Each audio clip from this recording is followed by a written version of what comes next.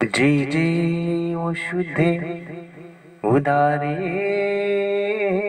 प्रसिद्धे अनवरत आनंदे वर्षती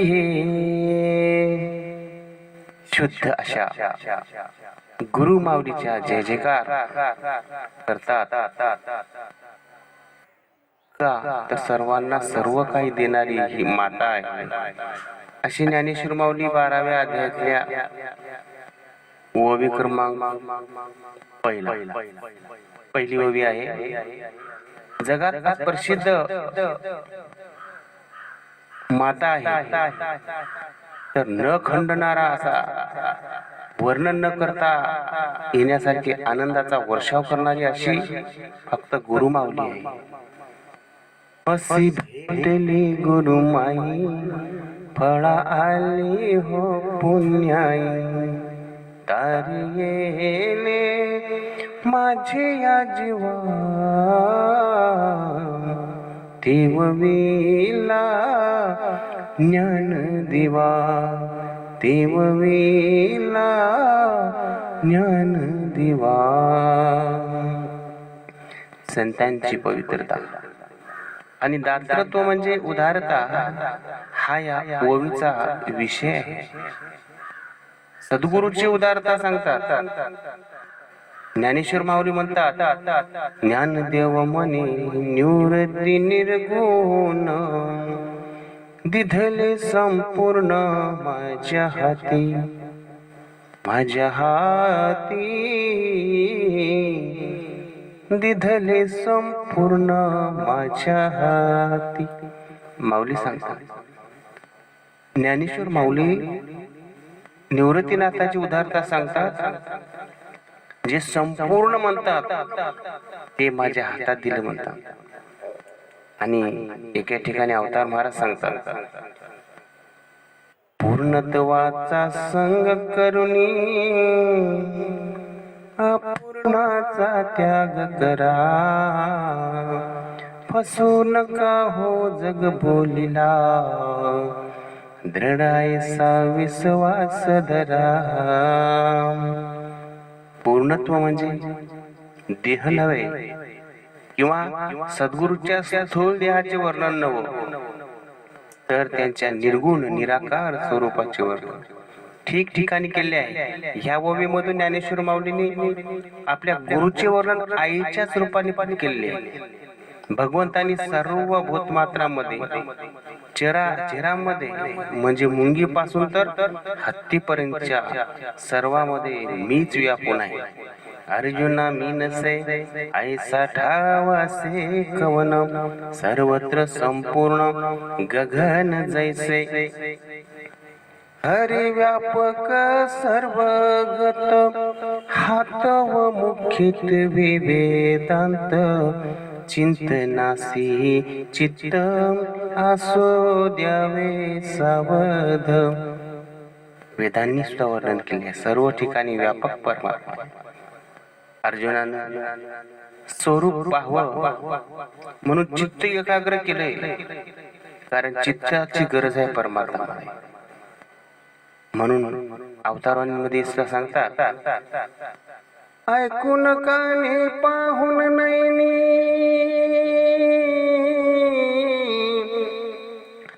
ऐकून काने पाहून नैनी त्या उपरी विश्वास करा कथना ऐसे कर्म करोनी जीवन आपले स्थिर करा. कथना ऐसे कर्म करोनी जीवन आपले स्थिर करा. कानानं ऐका डोळ्यांनी पहा त्याच्यावर विश्वास करा आणि बोललं तसं चाला. कथना ऐसे कर्म करोनी परिणाम जीवन स्थिर होते. परमार्थ जीवन स्थिर करण्यासाठी आहे. जोपर्यंत पाहिलं नाही ना तोपर्यंत खरं काय आहे हे अनुभवासच येत नाही. म्हणून अर्जुनाने भगवंताचं विराट स्वरूप पाहण्याची विनंती केलेली होते. आणि देवानं अर्जुनाला विराट स्वरूप दाखवलं सुद्धा, पण प्रथमच पाहिलेल्या त्या विराट स्वरूपाला अर्जुन घाबरलेला होता. कारण का तर अकराळ विक्राळ ह्या विश्वरूपामध्ये त्याला सर्व कौरव, भीष्म, कृपाचार्य, द्रोणाचार्य हे सर्वच झंकृत झालेले दिसले. अरे म्हणले त्या आपलाही नंबर लागतो की काय, म्हणून अर्जुन भयभीत झाला. शरीर कंपायमान झालं, दरदरीत घाम सुटला. अशा अवस्थेमध्ये परत अर्जुन देवाला पूर्व स्थितीला यावं म्हणून परत विनवू लागले. मग देवानं भक्तांसाठी काय केलं नाही, देव होया जैसा म्हणे तैसा तया. भक्तांसाठी देव जसा म्हणेल तसं होतं, कारण कनवाळू कृपाळू आहे. भक्तांची इच्छा देवाने पूर्ण करण्याकरता पुन्हा सगुण साकार रूपामध्ये आले. अर्जुना, सगुण साकार रूपावर प्रेम करणं हे काही योग्य नाही रे, कारण सावलीला आलिंगन देण्यासारखे हे रूप सगुण साकाराचं आहे.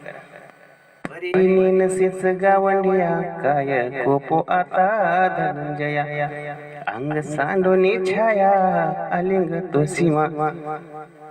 ज्ञानी माऊली म्हणतात, म्हणजे अरे सगुण साकार रूप म्हणजे तू काय गावंडळ आहेस की काय, अंग सोडून फक्त सावलीला आलिंगन देतोस काय, सावलीला आलिंगन देण्याप्रमाणे. आजपर्यंत असे हे विराट स्वरूप भगवंतांनी कोणाला दाखवले नाही, पण अर्जुनाला मात्र दाखवले. कारण भक्तीचं प्रेम, याला वात्सल्य प्रेम म्हणतात. आई आणि मूल यांच्यामधील प्रेम इतकं असतंय. महाराज सांगतात, लेकुराचे हित जाणे माऊलीचे चित्त, ऐसी कळवळ्याची जाती करेला भाविन प्रीती. लेकराचं हित लाभ पाहत नाही, हानी पाहत नाही, फक्त लेकराचं हितच आहे. तसं संत महात्मे बी ह्याचं जित्त पाहतात. माऊलीचं चित्त, आईचं चित्त सारखं, फुलात फुल जायची, जगात प्रेम आईची. खूप उपकार आईचे आहेत प्रत्येकावर, म्हणून आपल्याला आईचे गीत आहे ना. आपल्याला आई तुझ्या मूर्ती वाणी या जगात मूर्ती नाही, अनमोल जन्म दिला ग आई तुझे उपकार भेटणार नाही, अनमोल जन्म दिला ग आई तुझे उपकार भेटणार नाही. बालपणी मी खेळत खेळता होतो अजून तान्हा, अमृताहुनी गोड आई पाजलास पाना. तुझ्या या उपकाराची कधी जाणीव झाली नाही, अनमोल जन्म दिला गाई तुझे उपकार भेटणार नाही, अनमोल जन्म दिला गाई तुझे उपकार भेटणार नाही. आईचे अनमोल असे उपकार आहे, म्हणून आई वडील यांना सुद्धा महत्व आहे. कारण सकळ तीर्थाची धुरे जिय का माता पितरे, तया सेवेशी शरीरे लोन कीजे. माऊली सुद्धा सांगितले. असे आई आणि मुलाचे अतूट प्रेम आहे. ज्ञानेश्वर माऊली अर्जुन आणि कृष्णाबद्दल दोघांचा संवाद ऐकल्यावर ज्ञानेश्वर माऊलींना सुद्धा गुरुच्या बद्दल असलेले ममतेचं प्रेम आठवलं, जागृत झालं. उदरा बाहेर घातल्या पायी माता पुत्र स्नेहे कळवळा उठी. एक वेळेस उदराच्या बाहेर पडल्यावर माता किती कळवळा करते. एवढे प्रेम गुरु आणि मातेचं शिष्याचं असतंय. येथे ज्ञानेश्वर महाराज जय जय वसुधे उदारे प्रसिद्धे असे श्री गुरु माऊलीला निवृत्तीनाथांना म्हणतात. तू आत आहेस बाहेरही आहेस, पण शुद्ध आहेस. नुसती शुद्धता नाही तर दुसऱ्यालाही शुद्ध करण्याकरता अवधार्य हा गुण अंगी आहे, म्हणून प्रसिद्धे उदारे हे विशेषण आहे. आणि तू कसा आहेस? अखंड आनंदाचा वर्षाव करणारी आहेस, म्हणून अनवरत आनंद वर्षतीये. म्हणजे तुका म्हणे गुण चंदनाचे अंगी, तैसे तुम्ही जगी संत जन. म्हणजे चंदन जसे सर्वांना सुगंधित करते ना, तसे तुम्ही गुरु माऊली, तुम्ही पण जगाला, साधकाला शुद्धता देणारे आहात व त्याला आनंदरूप करून टाकणारे आहात. पुनीत केले विष्णुदासी, संगे आपुलिया दोषी. अरे किती जरी दोष असले, मनाचे दोष असतील, कायेचे दोष असतील, वाचेचे दोष असतील, ते सर्वच तुम्ही टाकून काढून धुवून टाकलं. कशामुळं? संग.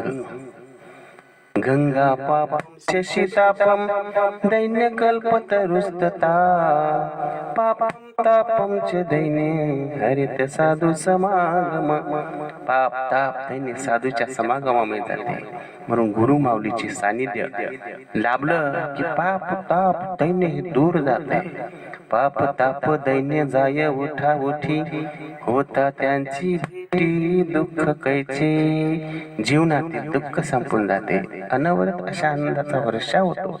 म्हणून माऊली म्हणतात, जे जे वशुद्धे उदारे प्रसिद्ध. असे ज्ञानेश्वर माऊलीने शुद्ध उदार प्रसिद्ध असणाऱ्या गुरु माऊलीचे वर्णन या ओवीमध्ये प्रकटीकरण केलेले आहे.